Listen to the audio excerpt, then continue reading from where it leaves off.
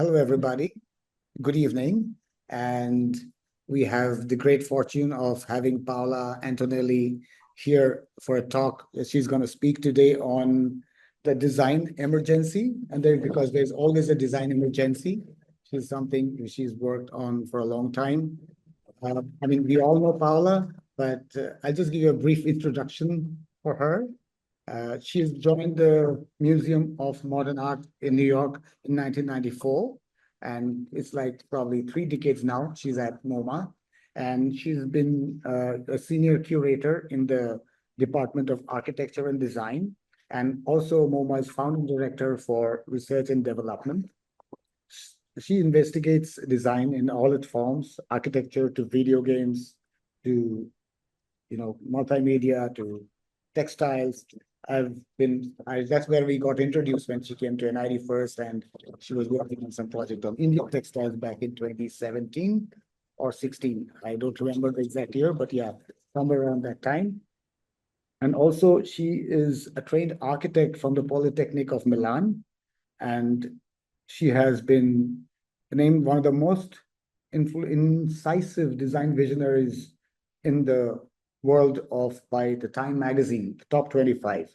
And she has earned the Design Mind Smithsonian Institution Award for National Design. And she has been inducted in the US Art Directors Club of Hall of Fame and has received the AIGA, the American Institute of Graphic Artists, London Design Medal, and the German Design Award, among many other accolades that she has had under her belt. And she's curated a lot of shows at MoMA. She's lectured worldwide at TED, World Economic Forum, and written many books and essays. I also happen to have one of her book called The Humble Masterpieces, which is a very good read. And she has also a book called Design Emergency. And there's also Mutant Materials in Contemporary Design, which is very relevant in today's context. And yeah, without wasting much time, I hand over it to Paola. Welcome, Paola. The stage is yours. Thank you so much, Sudhir. And it's such a pleasure to be here with all of you. I hope you had all a great holiday. And I know that you're at the end of the semester, so you're probably tired at the end of the day. So I'm going to try to bring you up a little bit. But it's really a delight to be here with my old friend, Sutirda. So yes, there is always a design emergency. It's kind of my motto. And if you don't mind, I'm going to immediately move into my presentation so you'll see what I mean. So I'm going to share the video very quickly. And I'm going to start my presentation for you. So there is always a design emergency has become almost my motto. And it's true. If you really look around you, you're design students, so it's going to be even easier for you, but everything is design, life is design. Therefore, when there's an emergency, design is a very fundamental ingredient. It's something that I have believed all my life, but it became even more present when the pandemic hit in 2020. And I remember that at that time, I was in lockdown in New York. My great friend, Alice Rawsthorn, who you probably know, a great design critic, was in lockdown in London. And we didn't really know what to do, but my husband was listening to a lot of Instagram lives and gave us the idea to start an Instagram lives to show how much design was involved in the emergency that surrounded the pandemic. So that's what we started doing. Alice in London, I in New York, we started picking out all of the designers, accidental designers in some cases, not professional designers that were working on the pandemic, to make sure that we could use this emergency to make the world understand how important design is. So we started out, for instance, with the 2 illustrators that were working at the CDC, which is the Center for Disease Control in the United States. So the COVID virus is the one that you see on the left, a kind of gray blob with a little crown of dots around it. And the 2 illustrators made it into that logo, that kind of like symbol that you see on the right-hand side. And that would be Alissa Eckert and her colleagues. So we interviewed Alissa, for instance, and that was an example of design, because of course we think of design as communication design, as you know very well. Another example was the day that the US deaths reached 100,000, the New York Times chose to do all the front page only with the names of people that died. And it was the first time in history that the front page was only text. So we also took that as a form of design. We also decided to look at other aspects of the pandemic. So for instance, on the left-hand side, you see this doctor from Bologna in Italy that invented and designed and had his best friends manufacture in almost a night the valve that could split the ventilators in two so that two patients in an emergency could be helped at the same time. And instead, on the right-hand side is the campaign for awareness of COVID that Alice and I deemed to be the most effective and most elegant, which was the New Zealand one done by BBDO Wellington. All of these people we were interviewing online and then posting on Instagram examples of their work. And by the way, if you look at design.emergency on Instagram, it is still there. Only right now we're doing a podcast and not anymore Instagram lives. But to continue, you can see other examples of the pandemic.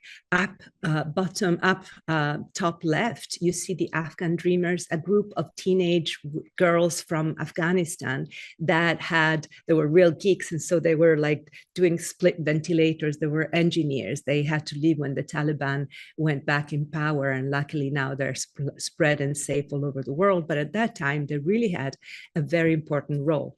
At the bottom left, you see the stratagems that were used in China to keep distance between students. They were using this kind of imperial hat and marking the distance that children could not pass between each other. And on the right-hand side at the top is the example of visualization design. Federica Fragapane, a great visualization designer from Italy that was working with the foundation to show the vulnerability to COVID of various communities. And at the bottom right, some fashion designers from Belgium that had switched all of their infrastructure, their production infrastructure and their creative mind to doing protective equipment for emergency workers. So you see, it's an amazing panoramic view of design, of how multiverse it is, of how important it is, and of how urgent it is to be known by the whole world. After the pandemic kind of ebbed, we started looking at other types of emergency. And we found, for instance, a great example of a designer that works as if it were a continuous emergency, that is Vinu Daniel. You might know his work. He's in Trivandrum and in the state of Kerala. And all of the work that he's done following the Gandhian principles of building only with materials that you can find within a 15-mile radius. So we started looking really at designers of all types from all over the world that were thinking of all sorts of emergency, from the climate emergency to the emergency of loneliness that we know is tackled in many different parts of the world right now, to the fact that there is a booming elderly population. So all of these different aspects that make society so receptive and so in need of good design. So Vinu's interview was also very funny because you probably know his work, but many in the West didn't know it. And because Alice and I have a kind of a high profile, we could do what we love to do, which is to give an international platform to designers that might be known more locally. And that's what curating contemporary design sometimes is about. So you should look at this Instagram Live and then podcast, book, and Instagram feed as another way to curate for me and to show how important design is. Another example of the people that we interviewed is Xu Tiantian and her company DNA that is based in Berlin. Xu Tiantian worked with a group of about, like dozens of villages in a valley in the southeast of China to create more social spaces within small interventions that she calls architectural acupuncture. There are many, but this is a wonderful example of them. This is a theater that is made simply by bringing together the top of the bamboo trees. So having the lightest touch possible to create a space for not only theatrical performances, but also for people to gather in these villages that are spread all over a valley, about 200 of them. And each village had a different strength that she wanted to work on.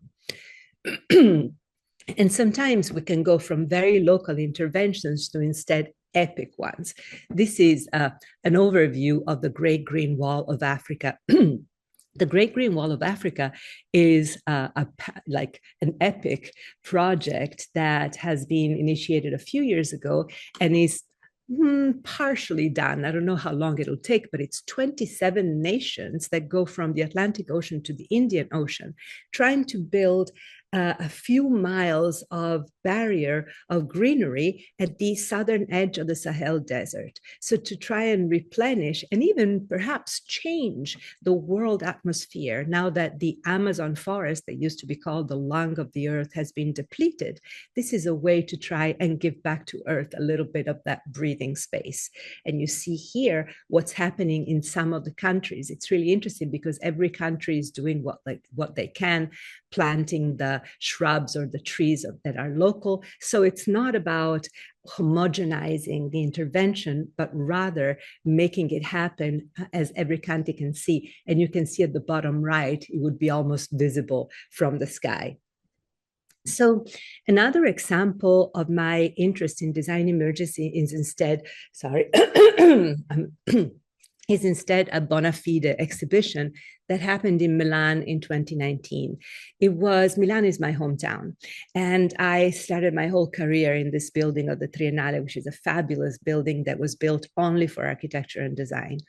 And I was given, Triennale means triennial, so every 3 years, more or less, Italians, there was an exhibition devoted to architecture and design in the contemporary world.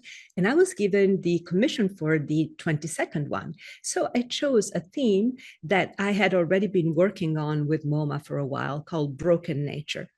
Broken Nature was an exhibition that was trying to show people, citizens, because I like to work for citizens, not only for special experts. It was trying to show citizens different ways to be responsible and receptive towards the troubles that are happening in the world. Of course, climate crisis, but climate crisis becomes immediately climate justice, which also talks about social justice. So talking about all of the different instances of crisis in the world, how every single citizen could do something in their own life to be responsive without sacrificing the pleasure that comes from beauty, the curiosity that comes from good design. In other words, to show that being responsible and generous is possible without sacrificing everything, actually to make it also pleasant, right? So this was the entrance of the exhibition. And with my wonderful curatorial team, we had three goals in mind. The first goal was to give people a sense of long time. Because one of the biggest issues when it comes to climate response is that many people tend to be very self-centered and therefore don't really have a perspective over a long time. As individuals, we can think of our generation, of our children's generation. We can probably think of our children's children, and then it becomes a little foggy. So how can we make geological time real and present for everyone? So that was one of the first goals. The second goal was to show citizens that we live in systems. Therefore, there's not only a cause and reaction. No, there are reverberations to our actions.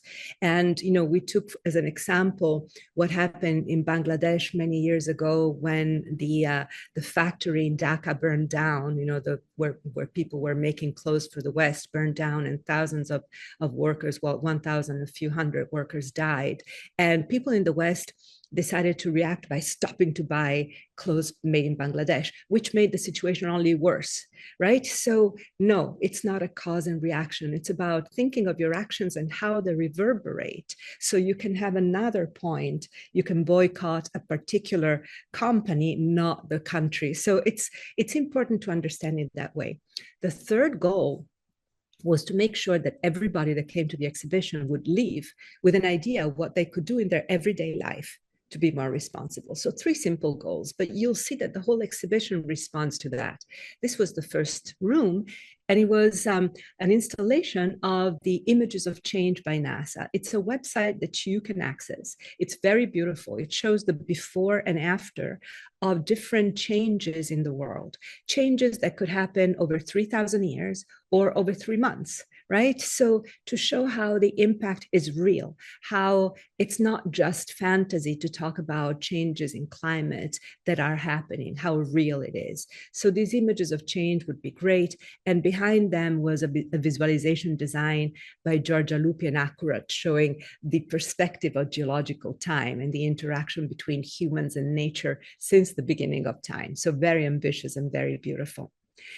And it was very important to show all of these different aspects. So when it comes to the principle of systems, an example that really gave the sense was furniture by Forma Fantasma. I don't know if you've ever heard about them. They're fabulous designers that always talk about simple objects of design, but in reality, they talk about the world.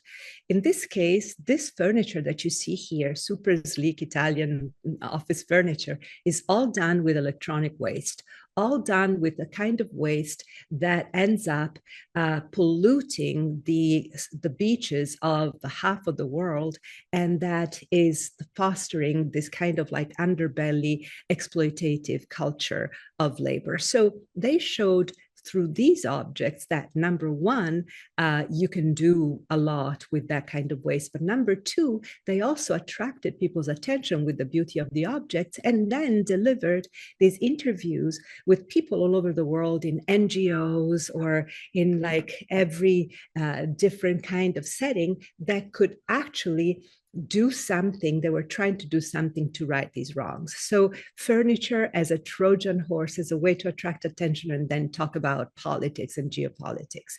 In this case, the algae platform by Atelier Luma. Atelier Luma is part of Luma Foundation, which is based in the south of France and works a lot on how to use local materials in a more sustainable way. The algae platform was a way to teach people all over the world to use the algae, the local algae. You know, algae are a byproduct of our pollution because the phosphates that companies, the corporations throw into rivers and into lakes generate all of this overproliferation of algae. They can be, with a very simple chemical process, transformed into bioplastics that then can be 3D printed into objects, and sometimes objects of a local material culture giving back to the original culture. So you can see all of these different examples are systems, are geological times, are about everyday life. And sometimes they're also about a new interaction with nature. Neri Oxman is a very interesting architect and designer that has been experimenting with working with nature in different ways. And one of her experiments was this, working with silkworms. You're so familiar with silkworms in India, so I knew you would be receptive to this. It's the same with Italy. Working with silkworms, putting them in the conditions of making spinning their thread, not in a cocoon, but rather linearly, letting them dye their natural way, not as happens in the silk industry that they can get boiled after they spin, and making them into contractors and co-designers in this pavilion and in other examples of architecture. So the magnificence of objects like the Forma Fantasma furniture or this pavilion would attract people's attention. And beauty is a very powerful means of communication. And not only that, it's also a form of respect. So the whole exhibition in most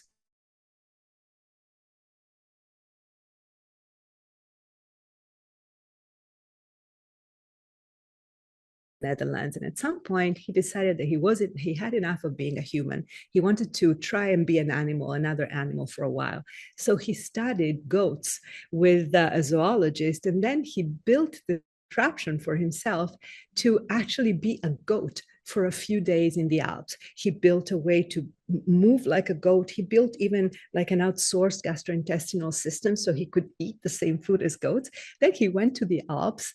And the funny thing is, the goats accepted him. So I think that the biggest learning lesson from this is that the goats accepted him. Considering what we do to animals, it's amazing that they can be so generous to us. But also this experiment in trans-species and interspecies communication that ended up in a book is, to me, an example of some of the directions design is going into that people might not think of when they think of design. And it's important for us to elbow and open our way into more and more examples.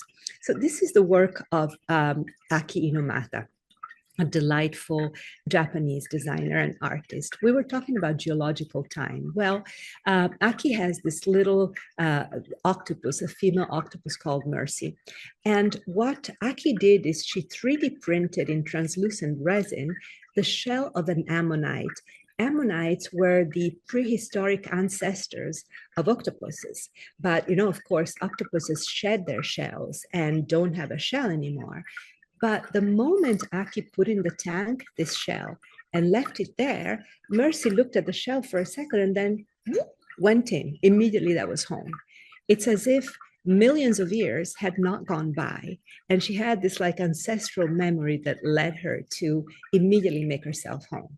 So this idea of a memory that like spans time is something that we deliver to our public through an object of pure beauty.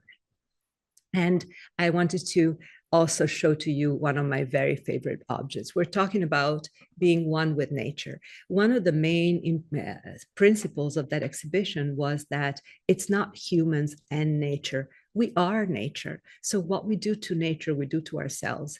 And one of the best examples, most moving examples, was the work of Laura Aguilar.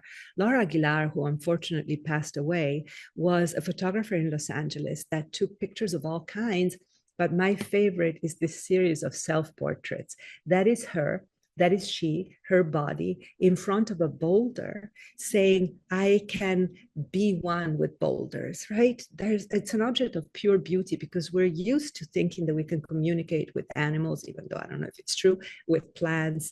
Of course, with animism and Shintoism, there's a belief that we can communicate with objects, but a boulder, a rock, who things to communicate with rocks? Well, Laura did, and it was a moving example of how far we can get. So when we brought the exhibition to MoMA, it became not only an exhibition, even though a smaller one, but also a podcast. And that's what I'm trying to show to you. Sometimes to be designers, to be curators, we're not given the normal conditions. We're not given a manufacturer that wants to make our object, or not given a gallery. So we have to find our own way to do our job, right? So my way is to spread in all directions. And the podcast was really good. We did only 4 episodes, but they were really interesting. So the problem of corn between United States and Mexico, the problem of secondhand clothes that are all sent to East Africa, even though East Africa doesn't want them, or the problem of how to adapt to new conditions of Earth, looking at some of the mountains in Chile. And then last but not least, this idea of giving personhood to nature in order to protect it, which is happening a lot in South America, especially in Ecuador and Colombia. So different strategies to be more respectful, and also to think not only of climate crisis, but of climate justice, which means that once again, there are people and nations that exploit other nations, and that has to end. So continuing this discussion. And it's also very important to know this quote that I use all the time. Discounting the interests of future people is ethically indefensible and arises merely from the weakness of imagination. So being selfish, being self-centered is not only a sign of being bad human beings, it's also a sign of short imagination. So let's us designers and artists take over because we're very much needed. Even though we have all sorts of political leaders that tell us that we do not count, we do, and we must make it known. So that's what I keep on discussing with that. And, you know, design is powerful also to highlight the plight of people that are normally either misunderstood or also kept down. You might not know this great visualization designer. His name is W.E.B. Du Bois. He was a Black sociologist in the United States at the turn of the 20th century that participated in the Paris Exposition, you know, the big expo in Paris, with the pavilion that was about the American Negro. And what he did is he made all of these statistics and visualizations to show that the Black community in the United States was not underdeveloped, was not all working class. There were educated people, there were leaders in the business community, there were leaders in sociology. And through these gorgeous visualizations, he made this situation known to the worldwide public in Paris. So really, design has a way to communicate that to the whole world. Another great example of a design in a state of emergency is the famous I Heart New York logo. The I Heart New York logo was born in 1976 at a time when New York was in such trouble. Crime was rampant. The city was dirty and dangerous. There was a strike that was going on of all the garbage collectors, so it stank. It was such a disaster. So the governor of New York said, we need to do something. We need to make a campaign to make people come back to New York. And he went to an advertising company that involved Milton. And Milton designed this immortal logo that I don't know if it was the one that resurrected the destinies of New York, but it certainly helped that spread good design in the world. Right now, what I'm trying to do at MoMA is to show that there is great design all over the world and that there is a response to our kind of old emergencies all over the world. This is one of the latest objects that I have included in the collection series of objects. It's by Adi Nugraha, who's based in Indonesia, and who also works a lot with local materials. And the local material that is most abundant is cow dung. So he makes all of these objects out of cow dung that is, of course, cleaned and refined and mixed with some woods and other fibers, and becomes this gorgeous and incredibly elegant object. So you can see my leitmotif is always beauty. I don't shy away from it. Another example of a designer that is using local materials and talent and beauty to resurrect and to kind of amend justice is Fernando Laposse. He's Mexican, studied in London, went back to Mexico to this little town where he used to spend his summers, and found out that all of the people from a special tribe that were tending the corn had left because the local corn had been supplanted by US corn, industrial corn, after the signature of an agreement at the turn of the 21st century that opened the barriers between Mexico and the United States, which meant that the United States obliterated the Mexican tradition. So he convinced these tribes to come back, to plant the corn again, and he created also a supplementary form of income by creating this whole industry where using the shells of the corn, and you see the beautiful colors of the local corn, to make this kind of marquetry material that then he sells all over the world. So once again, a designer really getting embedded and trying to make things happen.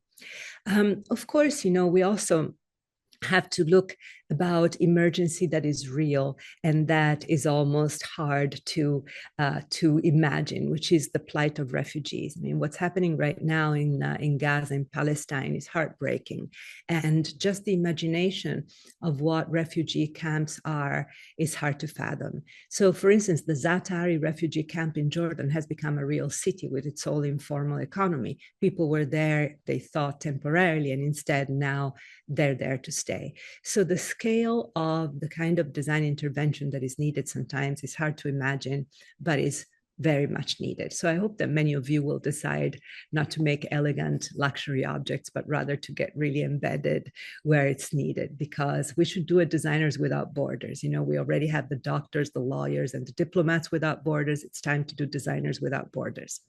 Another example of how design can respond to emergency is irony. I love this project. We're talking about the border between Mexico and the United States. You know, during the Trump era, and now it'll start again, and it's hard to think about it, but there was this whole idea of building the wall, you know, stopping the immigration from Mexico, building this barrier that would be insurmountable. Well, Studio Rael Sanfratello, who are based in San Diego and then right after the border in Mexico, decided to do this kind of like seesaw system whereby children would use the wall just to play with each other and, you know, barrier be damned. And it actually did happen. They were able to make it happen only for like 10 minutes before the local authorities, the border authorities came to stop them. But look at this, you know, it's just like laughing or almost playing in front of this kind of like prevarication. In the Broken Nature exhibition, we also showed some examples of everyday life improvements that are very minute but very important. You know, for instance, female issues such as menstruation or such as heart attacks. You know, the menstruation devices that are not polluting, or a pregnancy test that is actually biodegradable. You know, usually they're plastic, so they are impossible to get rid of, but also the issue of heart attacks. So I have a great friend at MIT, Karthik Dinakar, who studies linguistics. And he figured out that so many more women die of heart attack than men because they, the doctors, the responders, don't use the right language. You know, men tend to be much more dramatic. So if they have a little closeness of their chest, you know, they say, oh my God, an elephant is walking on my chest. I'm about to die, you know. And even if they have heartburn, they are treated as if they had a heart attack. And instead, women tend to minimize their pain. They're used to pain, they're used to fatigue. So they just say, oh, I'm feeling a little bit of a heaviness on my stomach. It must be because I took too many stairs. And the ER workers are not used to recognizing this, and so they die, you know, without even knowing. So we made teaming Karthik with an illustrator from Russia. We made this poster with the idea that it could go in all emergency rooms of hospitals to remind even female doctors that there's a different language that is used. So it's interesting. You can go big or you can go very local and very small. Other examples of reactions of design to emergency, for instance, are this campaign by Volontaire for Amnesty International about female genital mutilation. This attempt to talk about it delicately, maybe also go through censorship by not showing bodies, by showing roses. And then once you're past censorship, you deliver a message that is really powerful and impressive. So also designers are good at finding ways to skirt powers. And I had showed you our streams. You know, I wanted to go back to Forma Fantasma because I wanted to show you what I mean when you want to be a designer that goes beyond the object. We talked about our streams, but then Forma Fantasma also did an exhibition that was about the timber industry. So if the first example was about the electronic waste infrastructure, this new exhibition was about the timber infrastructure and about the fact that in an ideal world, only certain timbers and certain trees would be cut. So about all of the different issues that pertain to the use of wood and the deforestation in the world. And then the most recent, well, it's not the most recent anymore, but another crazy but beautiful exhibition they did was about the relationship between humans and sheep seen through the infrastructure of wool. So you can see what they do. They look at objects to then talk about the infrastructure. The sun is rising in New York and it's hitting my face. Hello, sun. So the infrastructure, and then also talking about justice and understanding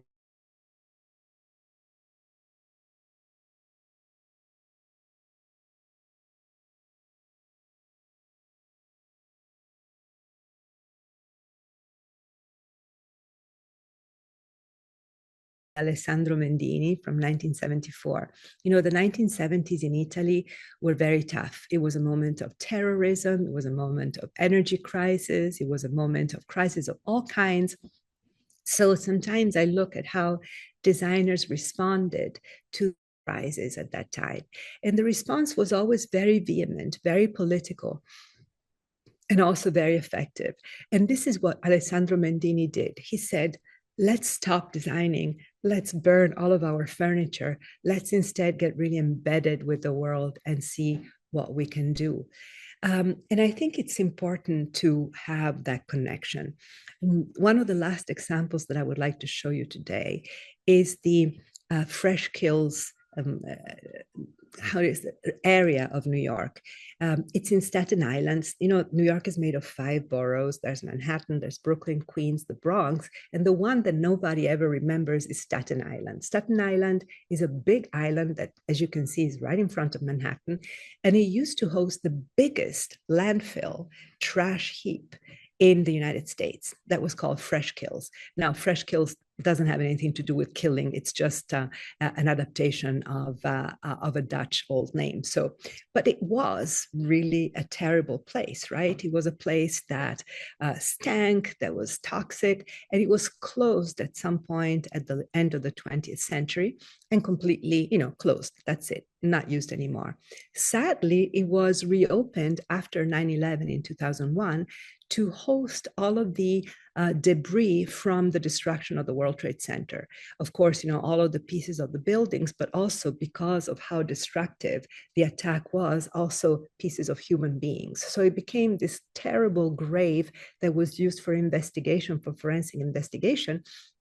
And that became a reminder of how, once again, debris, I don't want to say trash, has a presence in our lives. Well, I want to show you what Fresh Kills is like today. James Corner and Field Operations, that are the wonderful landscape architect company that was also contracted for the High Line in New York, was given this task of transforming Fresh Kills over 40 years in phases into an urban park. And this is what's happening right now. Out of all that destruction and out of all that death, through design, a new park is born. There is time, there is hope, there is always a way to rebuild. We just have to learn to understand that we are only one phase in the cycle of humanity, and that we are only one small part of nature and of the history of the universe. And we have to do our part well, because there is always a design emergency. So I'm gonna stop sharing here. I'm gonna take down my curtain, and I'm going to see if you have any questions for me. I don't know where the curtain is, so okay, we'll just do it like this. So I hope you have enjoyed this presentation, and I'm ready for your questions. Yeah, it is mind-blowing. I'm just like still taking all the content in. It's so much. It's lovely, and it's very humbling. And you know, I feel we are very fortunate to be where we are in whatever way we are. And we should think of the people who are probably does not have so much an opportunities, and we should take up, you know, kind of a sharing mode or sharing mindset to, you know, we grow, we help each other, all others grow, each other grow in whatever capacity we can. I think absolutely, and we expand the limits of our profession. Yes, and like not be, as you said, you know, self-obsessed or self-consumed or self-centered, and maybe, you know, do something which transcends beyond us in whatever. And I remember, because I come from the fashion background, and you know, I have a lot of friends who work in Bangladesh, where, you know, one of those factories, and I got first-hand reports on how catastrophic it was. And you know, just that one incident, you know, like you said, people will boycott Bangladesh, and it led to loss of so much of livelihood. I mean, my friends, they could find jobs elsewhere, but what about those poor people who used to do that for like a daily wage? And I know, because they are paid by the day or by the piece, like, you know, piece rate, like how many garments you sew, you get paid by that. For them, it's disaster. And I mean, the economic division in Bangladesh is extremely high. There's no middle class. Either you're below the poverty line or you're extremely rich. So that's it. It's about justice, and designers can do something. So we can definitely, if we take this, like reflection, and not just only glorify, but a little more responsibility on the way we think and all that, maybe. Yeah. I mean, that's what I think as of now. I mean, then it'll sink in more. Two. That makes two. People who have questions, you can type it in, and I'm going to read it out to Paola, and she will answer them for you. And we have like another 15 minutes, 20 minutes of her time. She's a very busy woman. And yeah, we've got... okay, there's one of my students asking, what are some artworks that had a psychological impact on you that made you question the world and why we as humans are doing what we are doing? Should I repeat it? So many. No, I have it. Yeah. There are so many artworks. I mean, I've showed you the Laura Aguilar one is very powerful for me. You know, the fact that she can relate to a boulder, usually to a boulder. Usually the artworks that resonate the most with me are the ones that talk about our position on Earth and that talk about our vulnerability with each other. So another work that I've always loved, it's by Zhang Zhuan, who is, let me see if I can, no, it's too complicated to look for it right now, but he's a Chinese artist, and it's a work from like almost 30 years ago, in which he is wearing the rib cage of a slaughtered animal on his rib cage as if he wore a vest, but it also shows so much vulnerability. It's almost as if he were wearing his inside on the outside. So it's the sense of openness to the world. Then, you know, this piece that I told you by Laura, I'm also very receptive to, there's a beautiful piece by Tanya. She's a Cuban artist, and maybe you can do a little search, Sutirda, while I speak about Tanya, Cuban artist, because I can't remember her.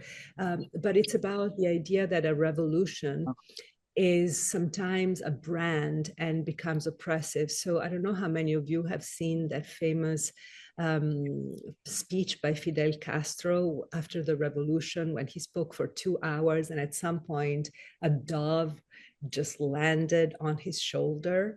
And it's very famous because it was the sense of liberation. But then that revolution became oppressive, and people in Cuba cannot speak and express their work, their thoughts anymore. So Tanya reenacted that speech, letting people, normal people, come to the podium, say whatever they wanted for 5 minutes, and she put a dove on their shoulder. I find that also so moving. Did you find her by any chance? I'm just trying to find her. Tanya?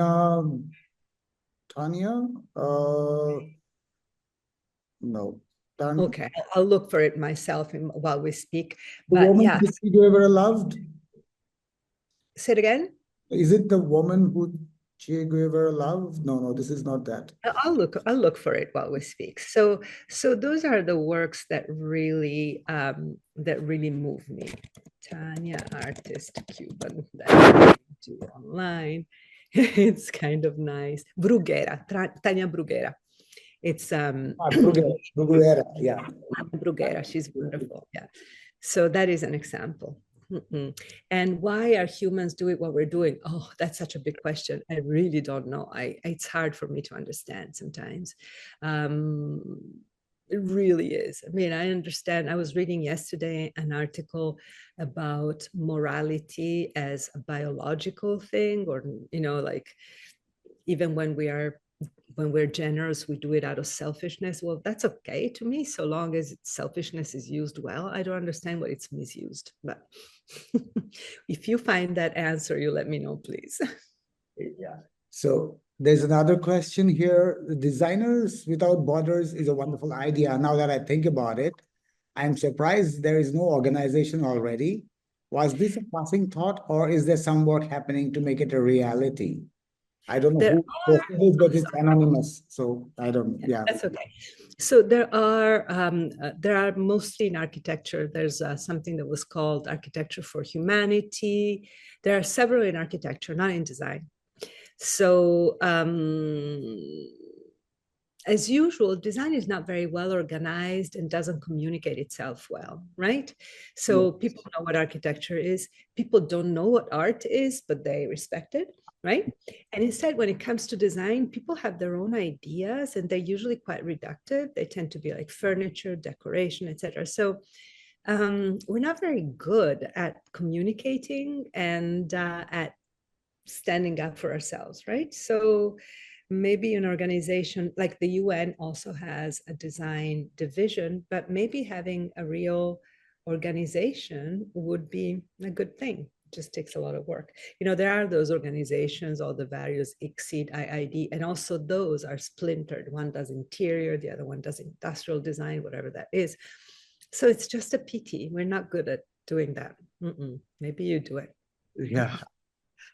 So there's one of my colleagues, Professor Dr. Soundarya Iyer. I think she was a very big fan of yours too. So she says, thank you for the wonderful talk with the great examples and visuals. It was great to see some real world examples of how design can address inequality, cutting down race and gender. And I also like the phrase design emergency. Thank you. Yeah. So everybody just follow us, please. Follow the podcast, follow design.emergency on Instagram. And, you know, we'd be delighted to have you in the community and to get your feedback. You know, if you don't like something, let us know. Even like from my little engagement with photography, like you said, like, you know, sometimes I come from a fashion, so all the glamour, New York, Milan, that's, you know, we have that Paris, all that, you know, and then when I looked into work of Salgado, Sebastião Salgado, I mean, it moves you to silence, it brings you to tears. I don't know what a phenomenal impact this guy has had on our global, I mean, thing, our planet. And then there's and a very personal human touch, like, you know, making the common man significant and important is where I encountered the work of Alex Soth. He's a Magnum from Minneapolis. Oh my God, it just moved me to silence. I think the book is Sleeping by the Mississippi, and I think I did not speak to anybody for 7 days after reading it. I was so moved. Wow. That was the kind of impact it had on me. So, you know, I mean, we all have our... I'm taking a note. Yeah, Sleeping by the Mississippi. I think I'll get it on Amazon. I'll get it. I'll get it at the MoMA bookshop. Yeah. I have access to the library. Yay. Oh, yes.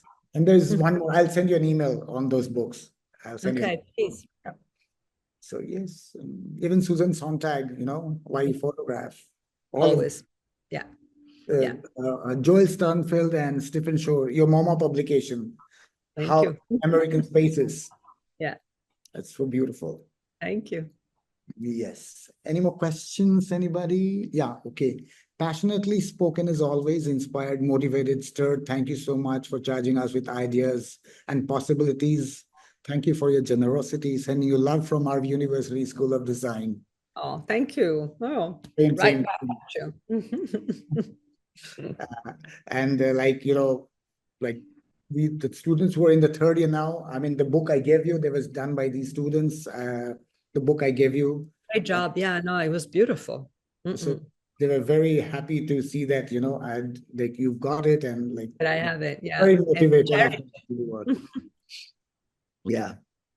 And I also like the day I came back after my Chicago trip to New York, back to New York, and you were busy, I couldn't be done. We went to the MoMA, so that Ruby Latoya Frazier, that exhibition. Oh my God, that exhibition was gorgeous. There was an exhibition by my colleague, Roxana Markoch. I just want everybody to know about it. So Latoya Ruby Frazier is in her 40s right now, is a photographer. And she says that all she wanted to do in life was to connect the working class with art. And she uses art to let everybody know the injustices. I don't know if you've heard in India about the tragedy of Flint, Michigan, where they found really heavy doses of lead in the water that children were drinking. So, or the mines that closed. I mean, really moving. But you talk about it, Sutirtha, because it's even better. You saw it from the outside. Yes, yes, I mean, like, I don't know, the connect, the like, it's heart-wrenching, it's moving, and you stand there in just silence and absorb. That's the kind of impact has, it has. And they're not pretty looking photographs, they're not the made up photographs. And again, I go back to another photographer from New York, Elliot Erwitt, he just passed away recently. I mean, he has humor, but there's so much of satire, sarcasm lying underneath there. And they makes question, what are you living for? Are you Yeah. living for yourself? Or are you living for the world? So, Elliot Erwitt is the one that did this series about people with their dogs, right? he's the one. Yeah. Oh my God, that is the funniest. Yeah. So there's a new book which has come out. I think I saw it in Chicago Institute of Art, I think by Taschen. It's his personal best. So these are not his official photographs, but he just shot personally and he curated personally along with another lady. I forgot the name. So she was there with him in his last few days. Okay. Like, yeah. So yeah. So there's another comment from an ex-colleague of mine, Sahana Deepak. She says, stunning works and presentation. And she has a question. Has there been a case when any of these works have been picked up by the government to frame policies around protection and empowerment?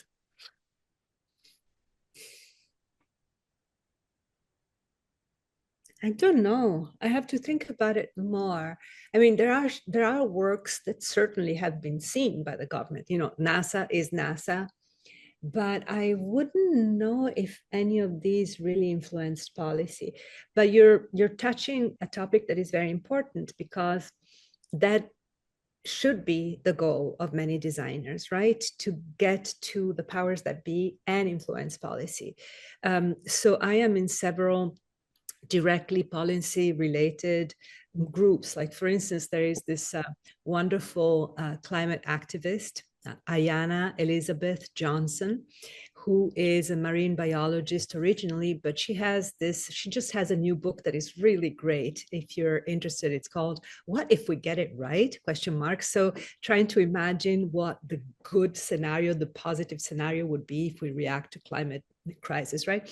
Anyway, she has this association that is about urban ocean cities, right? Now, urban ocean, it's called Urban Ocean Lab. So it's about coastal cities all over the world. And as you know, they're in tremendous trouble. But what is beautiful about this organization is that on the board, there's people like me, then there are landscape architects, then there are policy people, there's somebody who's in the White House. So it is directly, and we publish architectural works, but we also publish memos that are policy. That's fantastic when that happens, when you can really find that direct connection. But I'll think more about your question. I'll try to see if any of these objects had a direct impact. I would like to give a quick thing here. Like, when I was working at an idea and I was handling a project where we were working with the natural fibers, because the takeaway bags, which were initially plastic and on that non-recyclable and not so good for the environment, they are being replaced by the natural fiber bags. So when I got to interact with the people who make it in India, especially in and around Calcutta, mostly of jute and cotton, and they were complaining like, how will you help design? Because we have heavy attrition and this and that. So I said, why don't you take Indian simple art, like in the basic possible way, which can be done by women at home. So the guy who comes into work, the man of the house who comes into, to the factory, you give the lady of the house some work, which is like 2-3 hours of their daily time beyond their household chores, and they make some panels for you, and you make them, as a component of the bag, and sell it. And initially, it was a lot of, who will do this, what will happen, but later, slowly, those things came in, and they were being implemented after 1 year of me introducing this idea. So it was good. So, and Slowly but surely. and I told I know, see, they are businessmen. You should know how to talk to businessmen as designers because they understand the language of money. So, see, if you do that, you don't have to waste time finding a new labor. So you save time and you save productivity, and you're making probably 3 more bags by the time you're hunting for another one. In the meantime, this guy is bound to stay because okay, he has more, his stakes are high because he has more than one point of income. So at the same time, for the children in their house, they're also seeing some sustainable practices. So it's micro level, this thing without any school intervention. And, they're also giving them a little better life because they have a little more money so that they can afford a little bit more. So it's a win-win for everybody. So that was the kind of design intervention we did, and it did pick up. And this time when I was in, what is this place? Just outside Port Authority, there's this Muji shop, like this, I bought this pen from there. So I saw those those bags, they're now made in India. And I was so happy. I was piloting that project, and now they're like, okay, bullseye. I'm not there anymore, but yeah, someone has taken it seriously, and they're all Yeah, somebody has to start, and it can be any of you, right? And you can go big or you can stay very small, and it doesn't matter. It's just like it's cumulative. Yeah, and at that time I was questioning, how can I do? I am nobody. But now I see like nobody knows me. It doesn't matter. But that little thing is there. It's been in all the stores in the world now. So I'm happy. That's coming. Okay, there's another question, last one, I think. What advice would you give young designers on how we can make impactful design and arts? Design and art. Well, it's just to keep some vector. I'm not saying that people should always do the same thing or have a precise strategy at all, but a vector I think matters. And that vector, once again, can be big or small. It's just trying to understand where you want to be active. Sometimes when I talk to designers, I always say one of my best metaphors, even though it's a little bit of a spoiled brat metaphor, is surfing, right? So when you surf, it's about paddling, working really, really, really, really hard, and then going out there, waiting for not only for the wave, but also waiting for your turn, because you have to be respectful of those that were there before you, or those that are more veterans. And then you take the wave, you find the wave, you take the wave. And it's a mixture of daring and also direction, right? You have to be like, you have to know that you're going to go the right way, and hopefully you're not going to crash. But you know what I'm saying? So it's really about finding the vector that enables you to ride the wave and to get where you want to go. So I'm not going to give you any precise advice, because I don't believe in that. It's really up to the kind of person that you are. It's about trying to find your place where you can really be effective. Yes. I would say be observant and emphatic, and that helps you find that way, what Paula said right now. I think that way, I think that helps. I think we are closing in, and I think you have to rush to the next meeting. No, I have to go to work. Yes, absolutely. Yes, and may I request Professor Srinath to kind of administer the vote of thanks for you on behalf of our university. Thank you. So thank you so much, Paula. I personally feel that your presentation has added layers of narrative, and it's definitely going to change the perspective, like how we are going to look at things, and how will we perceive it in a much broader sense. And I mean, while going through your presentation, it took me back to my days where I was roaming in the streets of Gurgaon and Mumbai and seeing all the local furniture makers. I mean, where their design is much more utility driven than the luxury driven, and it had more aesthetic essence to it. Like they understood the market much far better the than the professional designers who do it themselves. Because I mean, your presentation took me there. And another point is like you're really working hard on making the borders disappear, right? And I really like the way that you have explored designers from different parts of the world, right? So I mean, that can what that again points out at how people think from different I mean, how do they bring in their roots to design?